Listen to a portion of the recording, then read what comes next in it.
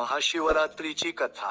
एकदा पार्वतीने शिवशंकरांना विचारले, असे कोणते श्रेष्ठ तसेच सोपे व्रत आहे ज्यामुळे मृत्यू लोकातील प्राण्यांवर तुमची कृपा होईल?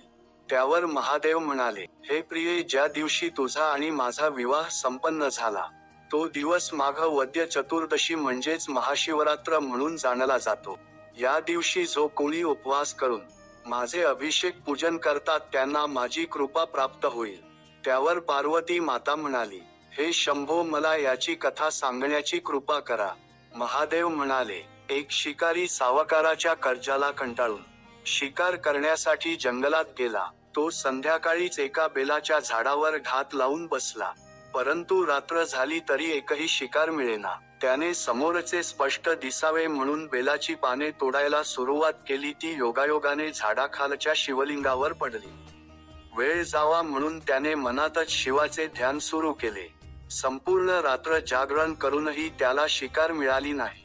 पहाटे एक गर्भावती हरिणी त्याला दिसली।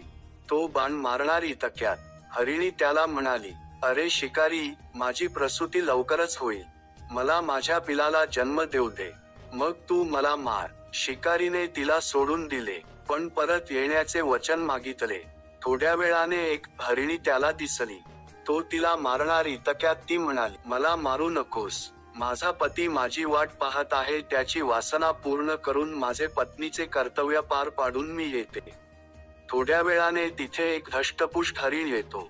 शिकारी त्याला मारणार इतक्यात तो म्हणतो, मला मारू नकोस, मी माझ्या परिवाराचा कर्ता आहे, मला एकदा त्यांना भेटू दे। त्यावर शिकारी रागावला व म्हणाला, मला सर्वांनी वेड्यात काढलं, येतो म्हणून गेले, अजून आले नाही, आता मी तुला सोडणार नाही।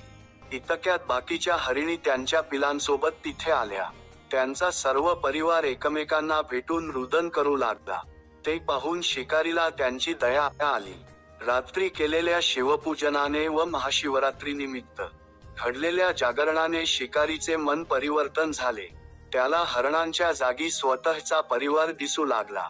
त्याने हरणांना सोडून दिले। महाशिवरात्रीनिमित्त शिकारी व हरणांचे उपवास व जागरण झाले, त्यामुळे महादेव त्यांच्यावर प्रसन्न झाले व सर्वांना शिवलोकाची प्राप्ती झाली।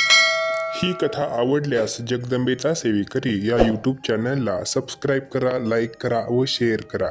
शुभम भवतु। ओम नमः शिवाय।